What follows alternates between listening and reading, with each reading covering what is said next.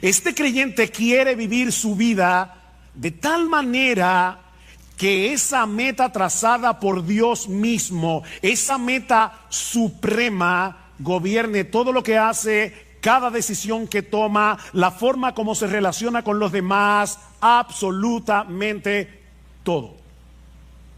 Ahora, ¿cuál es esa meta? Trazada por Dios. O déjame ponértelo de otra manera. Si tú eres cristiano, si tú profesas ser cristiano, ¿qué es lo que Dios quiere de ti? Bueno, lee otra vez conmigo el versículo 1. Por lo demás, hermanos, os rogamos pues y os exhortamos en el Señor Jesús, que como habéis recibido de nosotros instrucciones acerca de la manera en que debéis, no es una opción, no es una sugerencia, en que debéis andar y agradar a Dios, como de hecho ya andáis, así abundéis en ello más y más. La meta suprema del creyente, es decir, la tuya, si tú eres cristiano, es vivir para agradar a Dios. La meta suprema del cristiano es vivir para agradar a Dios.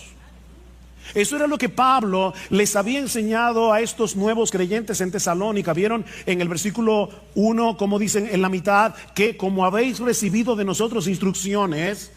O sea, ya ellos habían sido instruidos cuando Pablo, Silas y Timoteo visitaron la ciudad de Tesalónica por primera vez. Ahora, recuerden, hermanos, que Pablo y su equipo misionero solo estuvieron unas pocas semanas en Tesalónica antes de tener que salir de la ciudad por la persecución que se desató contra ellos. Y en ese breve tiempo, una de las cosas que ellos enseñaron a estos recién convertidos es que ellos debían vivir para agradar a Dios. De hecho, Pablo les recuerda en el capítulo 2, si van conmigo por favor al capítulo 2, en el versículo 10, Pablo dice: vosotros sois testigos y también Dios de cuán santa, justa e irreprensiblemente nos comportamos con vosotros los creyentes, así como sabéis de qué manera os exhortábamos, alentábamos e implorábamos a cada uno de vosotros como un padre lo haría con sus propios hijos, para que anduvierais como es digno del Dios que os ha llamado a su reino y a su gloria. Eso fue lo que Pablo, Silas y Timoteo le enseñaron a estos tesalonicenses recién convertidos en las pocas semanas que tuvieron allí. Compórtense como es digno del Dios que os llamó a su reino y a su gloria.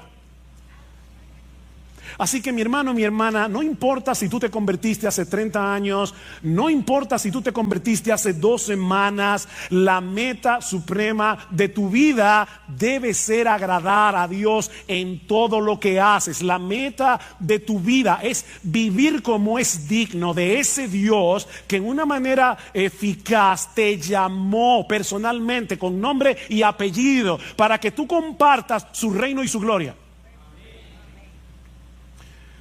Te repito, yo no sé si te convertiste hace 30, 40, ahora en la actividad que teníamos con los nuevos hermanos de la iglesia que fueron recibidos recientemente. Les decía: bueno, mi nombre es Ugel Michelén, tengo 45 años de convertido. No importa. Y yo me convertí hace 6 meses, no importa. La meta tuya y la mía es exactamente la misma. Yo con 45 años, tú con 6 meses. Vivir para agradar a Dios. Vivir como es digno de ese Dios que nos llamó a ser parte de su reino y de su gloria. En otras palabras, como bien señala un comentarista, debemos vivir en este mundo caído, déjame ponértelo más fácil, según las directrices, los valores, las prioridades y la gloria de tu destino final. Eso fue lo que Pablo, Timoteo y Silas enseñaron a estos creyentes de Tesalónica tan pronto vinieron a Cristo en arrepentimiento y fe. Y ahora que Pablo les escribe esta carta, les dice exactamente lo mismo. Versículo 1 otra vez: por lo demás, hermanos, os rogamos de nuevo y os exhortamos en el Señor Jesús de nuevo, que como habéis recibido instrucción cuando nosotros estábamos con ustedes personalmente en la ciudad, ahora les repito, vivan agradando a Dios. Otra vez, Pablo les ruega. Esa palabra significa pedir encarecidamente. Yo les pido encarecidamente, luego los exhorta. Esta palabra tiene muchas acepciones en el idioma original, pero podemos traducirla aquí: os ordenamos, como un capitán lo hace con su tropa. Piénsenlo así: que vivan para agradar a Dios. Pablo era un buen pastor, y como un buen pastor, él se dirige a ellos con ternura: os rogamos, y con firmeza: os ordenamos. ¿Ven? Ternura y firmeza al mismo tiempo. Y les recuerda que su ruego y su exhortación llevaban el sello de la autoridad del mismo Cristo. Os rogamos y exhortamos en el Señor Jesús. En otras palabras, como aquellos que hablan y escriben en el nombre del Señor Jesús. ¿Recuerdan la gran comisión? Jesús posee toda autoridad en el cielo y en la tierra, y Él es el que nos ruega y nos exhorta por medio de sus apóstoles y ahora por medio de su palabra, que tengamos como meta suprema en nuestras vidas vivir para agradar a Dios. Cuando queremos agradar a una persona, procuramos causarle satisfacción, complacerla, satisfacer sus expectativas, ¿no es así? Bueno, mis hermanos, nuestra meta en la vida, miren qué simple, es causarle satisfacción, es complacer, es satisfacer las expectativas de Dios. Esa es nuestra meta, según lo que Él nos ha revelado en su palabra, no según lo que a mí me parece. Nuestra meta, mis hermanos, no es agradarnos a nosotros mismos. Nuestra meta obviamente no es agradar al mundo. De hecho, Pablo nos dice en Gálatas capítulo 1 versículo 10 que no se puede vivir agradando a Dios y agradando al mundo al mismo tiempo. Eso no se puede. Dice: pues busco ahora el favor de Dios o el de los hombres, pregunta Pablo, o trato de agradar a los hombres. Pues si todavía agradara a los hombres, no sería siervo de Cristo. No se puede ser siervo de Cristo y vivir tratando de agradar a los hombres. Esas dos metas son incompatibles. Es como tratar de ir a Santiago y a Samaná al mismo tiempo. No se puede. Por otro lado, esta meta excluye vivir la vida cristiana en automático. ¿Y eso qué significa? Bueno, tratar de cumplir con una serie de reglas, de deberes, por las reglas y por los deberes en sí mismos. ¿Por qué tú viniste a la iglesia hoy? ¿Por qué cuando los hermanos estaban cantando tú estabas cantando? Porque es lo que se espera de ti como cristiano. Tengo que hacer esto porque eso es lo que el cristiano está supuesto a hacer. No, mis hermanos, no. Hacemos lo que hacemos y dejamos de hacer lo que dejamos de hacer porque nosotros queremos agradar a Dios. Debiste haber venido a la iglesia porque a Dios le agrada que tú vengas. A Dios le agrada que tú vengas. Y eso hace toda la diferencia del mundo entre un fariseo y un cristiano, entre un legalista y un cristiano. Dice John Piper: agradar a Dios no es simplemente un deber religioso, es la esencia misma de la vida humana. O sea, oigan esto, hermanos, una persona, un ser humano que no está viviendo para agradar a Dios es como un reloj que no da la hora. Amigos que nos visitan, de verdad, lo que voy a decir ahora no quiero sonar ofensivo, así que voy a tratar de ser lo más dulce, tierno, tranquilo que yo pueda. Una persona que no vive para agradar a Dios no sirve para lo que fue creado.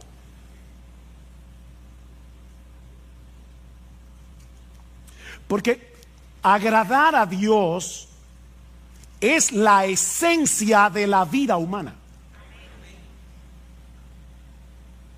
Y el ejemplo más evidente de esa realidad, obviamente, el modelo por excelencia, es Jesús.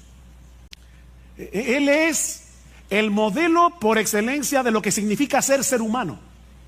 No olviden que sí, Jesús era verdadero Dios, pero cuando se encarnó, era verdadero hombre. Verdadero Dios, verdadero hombre. Dice el Señor en Juan 8:29, el Padre no me ha dejado solo, porque yo hago siempre lo que le agrada. Yo hago siempre lo que le agrada, a tal punto que en el huerto de Getsemaní le dijo: Padre mío, si es posible, pasa de mí esta copa, pero que no sea mi voluntad, sino la tuya. O sea, Cristo estuvo dispuesto a agradar a Dios, aunque eso implicara su muerte en la cruz, hasta ese punto.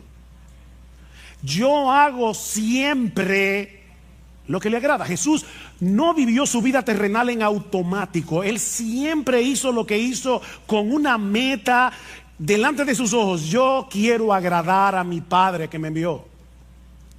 Bueno, pero eso es Jesús, que era un hombre perfecto, sin pecado, pero la realidad es que nadie puede agradar a Dios aunque lo intente, pastor. ¿Acaso no dice en Isaías capítulo 64, versículo 6, que todas nuestras justicias son como un trapo de inmundicia delante de Él? El mismo Dios dice en su palabra que todas nuestras justicias son como un trapo de inmundicia. ¿Cómo yo puedo agradar a Dios? Ese es un buen ejemplo de un texto citado fuera de contexto. Y recuerden que un texto fuera de contexto es un pretexto. Si tú lees con cuidado los capítulos que rodean Isaías 64:6, te vas a dar cuenta que Dios está hablando aquí de aquellos que presentaban sus sacrificios sin estar acompañados de una fe sincera y sin tomar en cuenta lo que Dios había prescrito en su palabra acerca de estos sacrificios. En otras palabras, estos israelitas pensaban que el mero hecho de practicar un ritual, el mero hecho de presentar un sacrificio y presentarlo como les diera la gana, eso era suficiente. Pero ese texto no está diciendo que ningún creyente del Antiguo Testamento no podía agradar a Dios. En ese mismo pasaje, y ahí es que uno ve cómo el leer un texto fuera de contexto se convierte en un problema, porque si tú lees, ¿verdad? Déjenme decirles algo que yo espero que ustedes estén bien despiertos, pero Isaías 64:6 está después de Isaías 64:5. ¿Lo captaron? Ok. Déjame decirte lo que dice el texto anterior, Isaías 64:5. Saliste al encuentro del que con alegría hacía justicia, de los que se acordaban de ti en tus caminos. Algunos israelitas sí estaban haciendo justicia, y esas justicias no eran un trapo de inmundicia. ¿Y quiénes eran esos israelitas cuyas obras no eran trapo de inmundicia? Bueno, déjame darte ahora algo más profundo. Isaías 64:6 está después de Isaías 64:5, e Isaías 64:5 está después de Isaías 64:4. Hoy estoy profundo.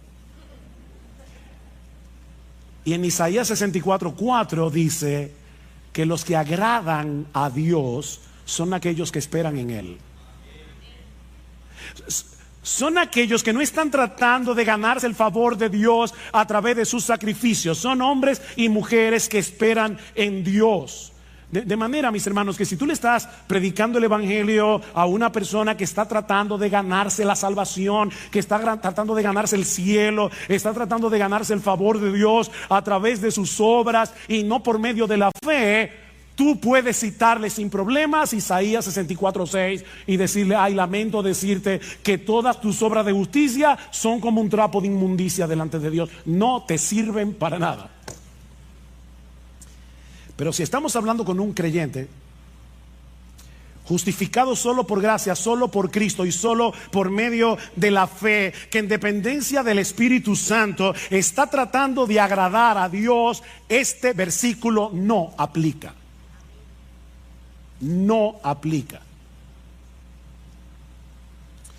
En el mismo texto en el que Pablo dice que la salvación es por gracia, por medio de la fe y no por obras para que nadie se gloríe, Pablo termina diciendo que somos hechura suya, creados en Cristo Jesús para buenas obras, las cuales Dios preparó de antemano para que anduviésemos en ellas. El cristiano no está tratando de agradar a Dios para ganarse algo, no está tratando de agradar a Dios para ganarse el cielo, para ganarse su favor, sino porque ya fue favorecido de pura gracia, aunque él no lo merecía, porque él confió en la persona y la obra de Cristo. Este creyente quiere vivir para agradar a Dios, dependiendo de la misma gracia que lo salvó. ¿Ven? Él es salvo por gracia, obediente por gracia, hace buenas obras por gracia. Él está dependiendo de la misma gracia que lo salvó. 1 Corintios 15:10, Pablo dice: por la gracia de Dios yo soy lo que soy. Su gracia no ha sido en vano para conmigo. O sea, su gracia está operando en mí para que yo haga todo lo que hago. Es su gracia. En otras palabras, yo quiero convencerte en esta mañana de que tú puedes agradar a Dios. Podemos agradar a Dios porque ya Dios nos capacitó para agradarlo. Y puso en nosotros por su Espíritu el deseo de hacerlo. Nos capacitó y nos motiva. Uno de los pasajes del Nuevo Testamento que mejor expresa esa misteriosa interacción entre el obrar de Dios y nuestro obrar, y de paso es uno de mis textos favoritos del Nuevo Testamento, es Hebreos capítulo 13, versículo 20 y 21, en una doxología donde Pablo expresa lo siguiente: y el Dios de paz, que resucitó de los muertos a nuestro Señor Jesucristo, el gran pastor de las ovejas, por la sangre del pacto eterno, os haga, ese buen pastor, os haga aptos en toda buena obra, para que hagáis su voluntad. Ahora el misterio: haciendo Él en vosotros lo que es agradable delante de Él por Jesucristo. Haciendo Él en vosotros lo que es agradable delante de Él por Jesucristo, al cual sea la gloria por los siglos de los siglos. Amén. Nuestro gran pastor no solo derramó su sangre por nosotros en la cruz para el perdón de nuestros pecados, sino que ahora Él continúa fortaleciéndonos, Él continúa capacitándonos internamente, Él continúa manteniendo viva nuestra fe para que podamos hacer lo que es agradable para Dios. Insisto en lo de la fe porque la Biblia dice en Hebreos capítulo 11 versículo 6 que sin fe es imposible agradar a Dios. Él está obrando en nuestro obrar, y a Dios le agrada ver la obra de su Hijo en nuestro obrar. O como dice Pablo en Filipenses 2:13, Él es el que está produciendo en nosotros el querer como el hacer por su buena voluntad. Esas obras que hacemos en unión con Cristo, en dependencia de Cristo, por el poder de Cristo, no son trapos de inmundicia. No son trapos de inmundicia. De manera que si tú eres un creyente, un verdadero creyente, no solamente puedes, es que tú debes vivir agradando a Dios. No vivas tu vida cristiana en automático, por inercia, haciendo ciertas cosas, dejando de hacer otras, porque eso es lo que se espera de una persona que dice ser cristiana. O sea, no sea como el esposo que el día del aniversario le lleva un ramo de rosas a su esposa porque vio en un anuncio que esa era una de las cosas que un esposo puede hacer para que la esposa no tenga malas el día del aniversario. Ay, gracias mi amor por ese ramo de rosas. No, no te preocupes, es mi deber. Mira, créeme, a tu esposa no le va a hacer ninguna gracia. Porque lo que hace feliz a tu esposa no es el ramo de rosas, es tu deseo de agradarla. Como ella entiende, ¿verdad? El agrado. Bueno, en un grado infinitamente superior, todo aquel que sabe que fue elegido por Dios el Padre para salvación desde antes de la fundación del mundo, todo aquel que sabe que Dios el Hijo derramó su sangre en una cruz para el perdón de nuestros pecados, todo aquel que sabe que Dios el Espíritu Santo le cambió su corazón, le dio nueva vida para que pudiera arrepentirse y creer en Cristo, debe anhelar de todo corazón vivir para agradar a aquel que lo amó de ese modo.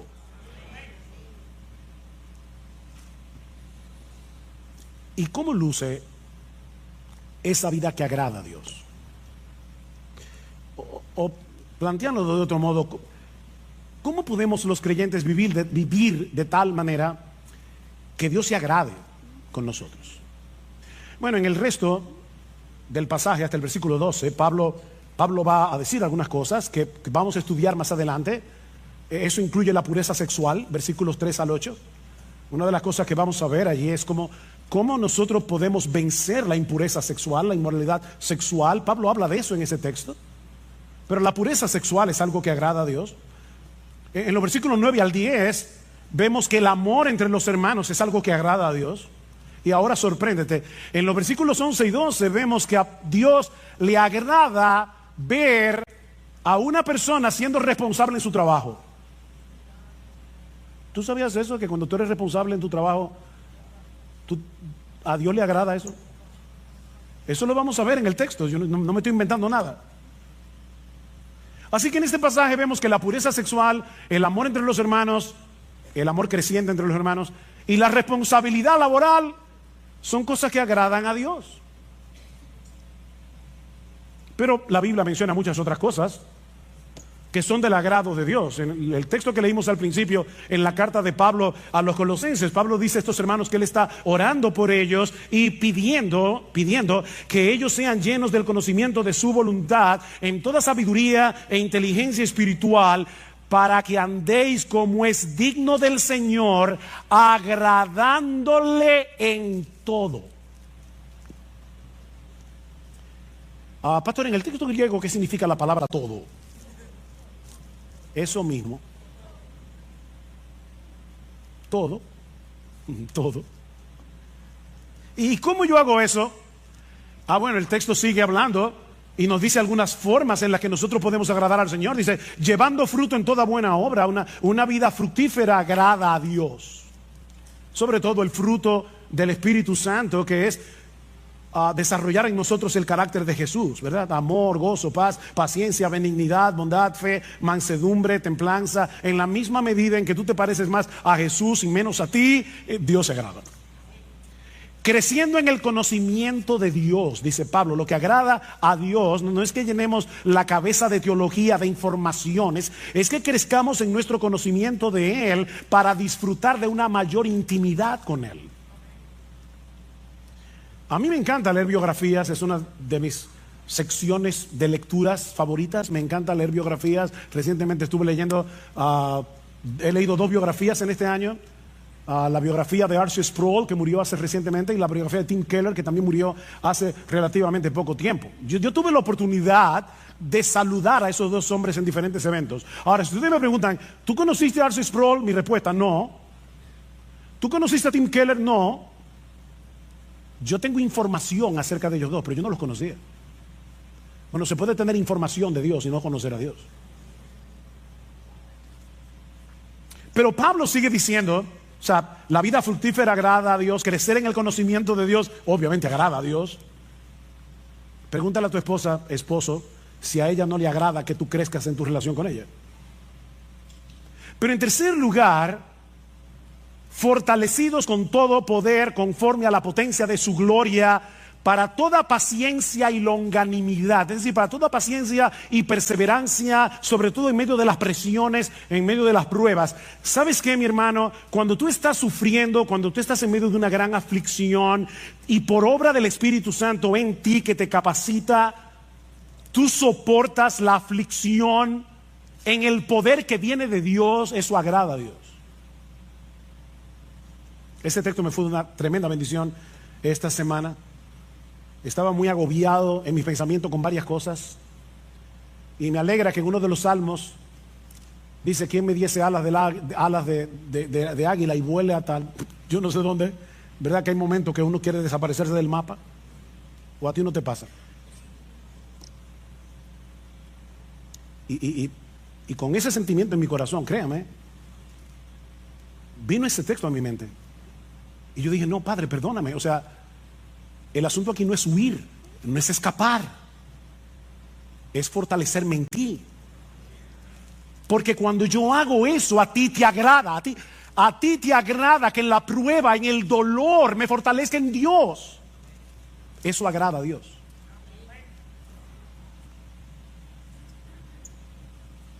Y sigue diciendo, con gozo, dando gracias al Padre que nos hizo aptos para participar de la herencia de los santos en luz. En otras palabras, una vida gozosa y agradecida agrada a Dios.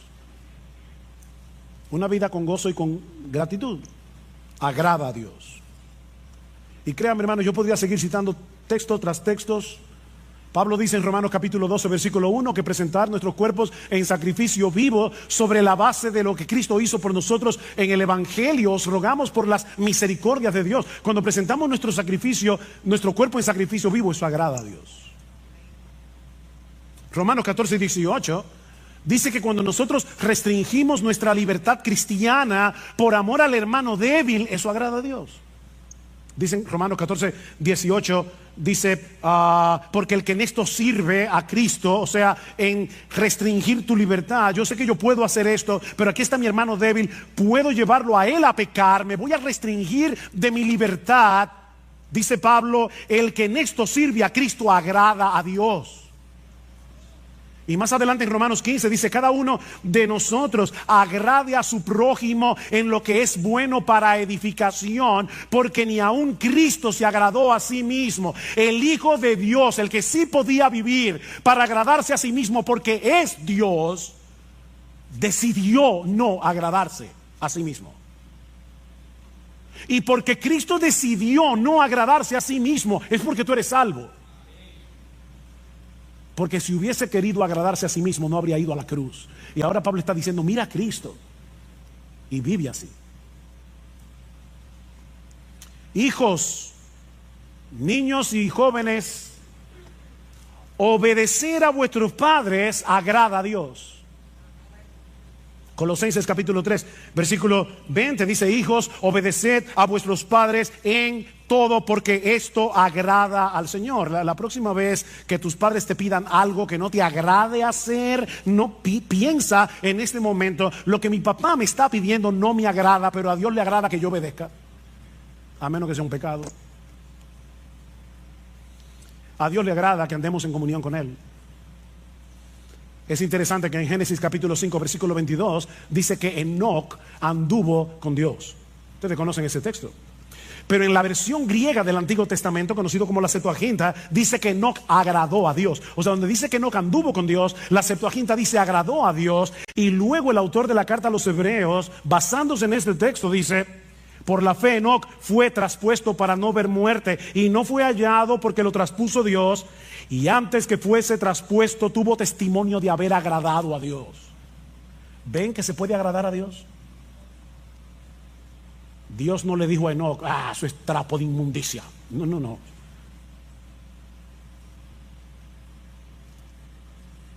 A Dios no le agrada que tú tomes tu Biblia y la leas como un fariseo, porque hay que leer la Biblia. No, Él quiere que tú quieras tener comunión con Él, leyendo su palabra, que quieras tener comunión con Él en oración, que te pases el día viviendo con Dios, andando con Dios, en el día a día. Eso agrada a Dios. A Dios le agrada que los pastores prediquemos fielmente su palabra. Ese texto siempre es una motivación para mí. En 1 Tesalonicenses capítulo 2 versículo 4 dice Pablo que su exhortación a ellos no procedió de error, ni de impureza, ni fue con engaño, sino que así como hemos sido aprobados por Dios para que se nos confiara el evangelio, así hablamos, no como agradando a los hombres, sino a Dios. O sea, Pablo dice, cuando yo predico la palabra, yo no trato de agradar a los hombres. Claro, tampoco me digo hay que ofenderlos. Pero mis hermanos, cuando un pastor predica fielmente la palabra, eso agrada a Dios. A Dios le agrada que compartamos lo nuestro con el que tiene necesidad. Hebreos capítulo 13, versículo 16, y de hacer el bien y de la ayuda mutua, no os olvidéis, porque de tales sacrificios se agrada a Dios. ¿Quiere que te cite más textos? No puedo. Alguien lo resume de esta manera: cada vez que tú confías, o sea, vives por fe y obedeces, estás agradando a Dios. Cada vez que tú confías y obedeces, estás agradando a Dios. Así de sencillo. Él sabe que nuestra fe no es perfecta. Él sabe que nuestra obediencia no es perfecta. Él no está esperando perfección para agradarse de nosotros. Lo que Él está esperando es que nosotros vivamos intencionalmente para Él en dependencia de Él. No te olvides, mis hermanos, que Él es nuestro Padre en virtud de nuestra unión con su Hijo. Y es a ese Padre que estamos tratando de agradar. ¿Tú te imaginas a un padre sensato, normal, con buen juicio, mirando con desagrado la tarjeta de cumpleaños que le hizo su niña de 5 años porque no le gustó el color de la cartulina o porque tuvo una falta de ortografía? Es absurdo, ¿verdad?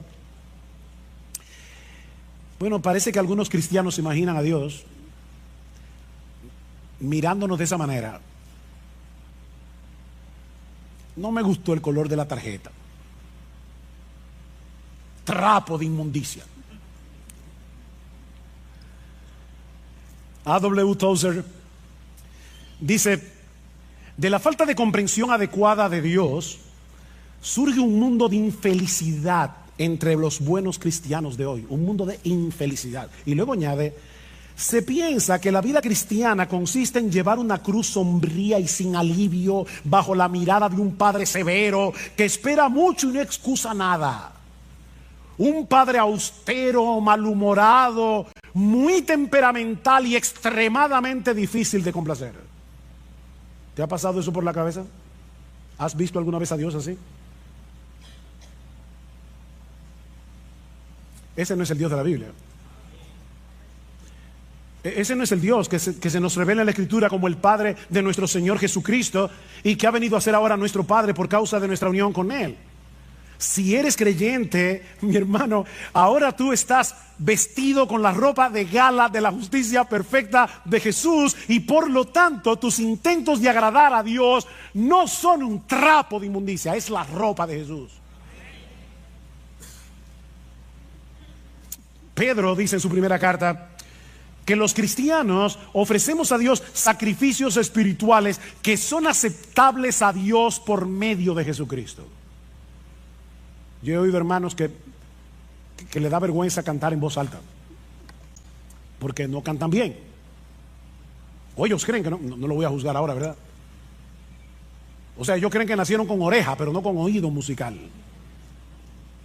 Y prefieren cantar bajito. Mira, canta. Que tus gallos y tus desafines son lavados por la sangre de Jesús antes de que lleguen al oído del Padre. Tus sacrificios espirituales son aceptables delante de Dios por Jesucristo. Ahora, no me malentiendan, yo no estoy diciendo que podemos darle a Dios cualquier cosa y vamos a esperar que Él se contente con eso. No, yo no estoy diciendo eso. Lo que estoy diciendo, mis hermanos, es que tú y yo, si somos cristianos, debemos entregarle toda nuestra vida viviendo intencionalmente para agradarle a Él, pero sabiendo de antemano que la perfección de Jesús cubrirá todas nuestras imperfecciones. Eso es lo que estamos diciendo. Pero vive para agradar a Dios. Pero el texto no termina ahí. Hay una segunda enseñanza en este pasaje. Ya vimos que la meta suprema del cristiano es vivir para agradar a Dios. Pero mucho más brevemente, no os preocupéis, mucho más brevemente, Este texto también nos enseña que vivir para agradar a Dios es una meta en constante crecimiento. ¿Qué dice el texto? Por lo demás, hermanos, os rogamos, pues os exhortamos en el Señor Jesús, que como habéis recibido de nosotros instrucciones acerca de la manera en que debéis andar y agradar a Dios, como de hecho ya andáis, así abundéis en ello más y más. Que abunden en eso. La iglesia en Tesalónica era inusual en muchos sentidos. Estos creyentes estaban en un medio sumamente hostil para el cristianismo, rodeados de paganismo y de inmoralidad. Imagínense un grupo de nuevos creyentes en Nueva York, en el Bronx, pleno Manhattan, o en la ciudad de Londres, o cualquiera de esas ciudades súper secularizadas del día de hoy. Así era Tesalónica. Pero desde el momento en que Pablo y su equipo misionero le llevaron el evangelio, lo abrazaron de todo corazón, y dice en el capítulo 1, versículo 7, que ellos llegaron a ser un ejemplo para los creyentes en toda Macedonia y Acaya. O sea, en poquitas semanas esta iglesia llegó a ser una iglesia estable, una iglesia en crecimiento, una iglesia ejemplar. Pero Pablo está empeñado en que no se estancaran espiritualmente. Ya estaban tomando en serio sus vidas cristianas. Ven al versículo 1 otra vez. Dice, como de hecho ya andáis. Ven el paréntesis. Dice, yo les exhorto a que vivan así. De hecho, ustedes están viviendo así. Pero abunden en eso. Abunden en eso. Pablo quiere que la fe de estos hermanos, su piedad, sea desbordante. ¿Qué es lo que significa la palabra abundar? Que desborde, como un río. Es la misma palabra que aparece tanto en capítulo 3, versículo 12, como en el capítulo 4, versículo 9 y 10, cuando Pablo dice, ustedes ya se aman mutuamente, pero abunden en eso. Ámense más. Crezcan en su amor. Estiren el corazón. Bueno, lo que Pablo está diciendo es, ya ustedes están viviendo una vida que agrada a Dios. Ya lo están haciendo. Wow, qué elogio para una iglesia. Pero no se den el lujo de quedarse donde están. No se den ese lujo. Iglesia Bíblica del Señor Jesucristo, la vida cristiana es una vida en constante crecimiento. ¿Saben por qué? Porque la meta es llegar a ser igualitos a Jesús. Y eso nunca va a pasar de este lado del cielo. La meta es parecernos a nuestro precioso Señor. En ese sentido, el mismo Pablo es un buen ejemplo a imitar. Escribiendo a los filipenses, Pablo, hermano, Pablo. Algunos dicen que después de Jesús no ha habido en toda la historia de la iglesia un cristiano como Pablo. No ha habido un predicador como Pablo. No ha habido un hombre más apasionado con el evangelio que Pablo. No ha habido un hombre más capaz de sufrir por Cristo que Pablo. Y Pablo dice, yo sigo avanzando por ver si logro asir, o sea, agarrar aquello para lo cual yo también fui asido por Cristo Jesús. Cristo me agarró para algo. Y mi meta es cumplir eso para lo que Cristo me agarró. Yo no sé para qué Cristo te agarró a ti, mi hermano, pero escucha a Pablo. Dice, hermanos, yo mismo no pretendo haberlo ya alcanzado, pero una cosa hago. Un hombre de una sola cosa, una sola meta. Una cosa hago, olvidando ciertamente lo que queda atrás y extendiéndome a lo que está delante. Prosigo a la meta, al premio del supremo llamamiento de Dios en Cristo Jesús. ¿Han visto esos corredores cuando están llegando a la meta, sacan el pecho para ser los primeros que rompan la cosa esa, no sé cómo se llama, la cinta? Bueno, eso es lo que Pablo está diciendo. Yo estoy corriendo, pero es con el pecho afuera. Yo quiero romper esa cinta. Bueno, si Pablo no pretendía haberlo alcanzado, saca tu conclusión. Mis hermanos, eso no es fanatismo. Eso no es fanatismo. Yo les decía al principio, me pregunto si Pablo hubiera sido considerado como un fanático por cristianos de una iglesia. Es que tú sabes que Pablo es como que, yo no sé, como que se coge la cosa muy en serio. De verdad, yo creo que Pablo hubiera sido considerado como fanático en nuestras iglesias. Pero mis hermanos, eso no es fanatismo, eso es cristianismo, puro y simple. Ni siquiera quiero que piensen en cristianismo radical. No, quítenle lo radical. Eso es cristianismo sin apellido. Eso es ser cristiano. Vivir para agradar a Dios. Eso es ser cristiano. Ese no es el privilegio de unos cuantos cristianos super espirituales. Una casta que hay en la iglesia. Me llama la atención que escribiéndole a los corintios, nada más y menos que a los corintios, era una iglesia tan madura, una iglesia llena de problemas. Y en esa carta Pablo compara la vida cristiana práctica con una carrera. ¿Y saben lo que Pablo le dice a esos cristianos de Corinto, de una iglesia tan mala? Corran esta carrera de tal manera que si uno solo va a ser el que se lleve el premio, que seas tú. Vive así. Estamos aquí todos juntos en esta carrera. IBCJ, miembros de IBCJ, todos estamos aquí corriendo. Y ya nos anunciaron que uno solo se va a llevar el premio. Uno solo. Mira, corre. Ah, no. Yo sé que va a ser seguro que va a ser uno de los pastores. No. Porque el mismo Pablo dice en ese texto: yo sigo corriendo y trato de correr bien, no sea que habiendo sido yo heraldo para muchos, después yo sea descalificado en la carrera. Cualquiera de nosotros puede ser descalificado aquí. Corre tú, mi hermano, mi hermana, corre tú, como si fueras el único que fuera a llevarte el premio. ¿No sabéis que los que corren en el estadio, todos a la verdad corren, pero uno solo se lleva el premio? Le dice Pablo a estos creyentes. Corred de tal manera que lo obtengáis.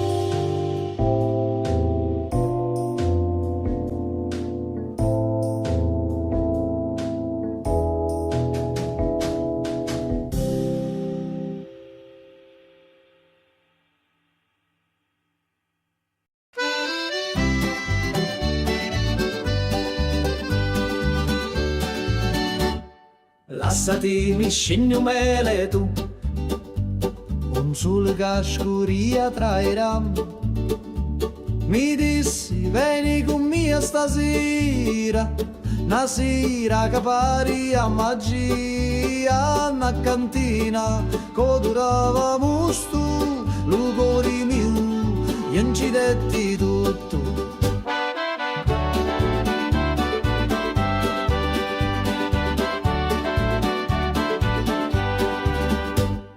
Gira chiagnina lenta e sorda, e giro frasso che canta ancora, che non è vino rosso come fuoco, ambiviu frasso, scordavo loco, manichini, dove speranza, da sta terra tutto danza.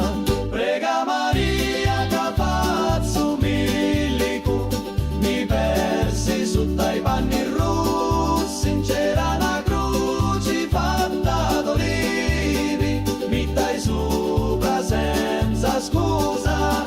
Prega Maria, non saccio più, se era morio era tabù. Ammuzzo tutto frasso, scioglieva cori come passo. C'era notte in vento, con una luna appesa senza pentimento. Una voce mi chiamava tu funno, scendi ancora un perdi sto mondo. Da cantina il tempo si ferma, ogni goccia è storia eterna. Cutti a me lato, cutti a me cori, sti stidi cacciato non mori. Scuro fora, ma luci dentro, a voci to, sempre mi senta. Prega Maria che pazzo milico, mi persi sotto i panni rossi, c'era una croce fatta d'olivi, mi dai sopra senza scusa. Prega Maria, non saccio più, se era morio era tabù. Lassati mi scigno me tu, ogni volta, ogni giornata, a te attorno in ta cantina, con vino speranza e una picca rovina.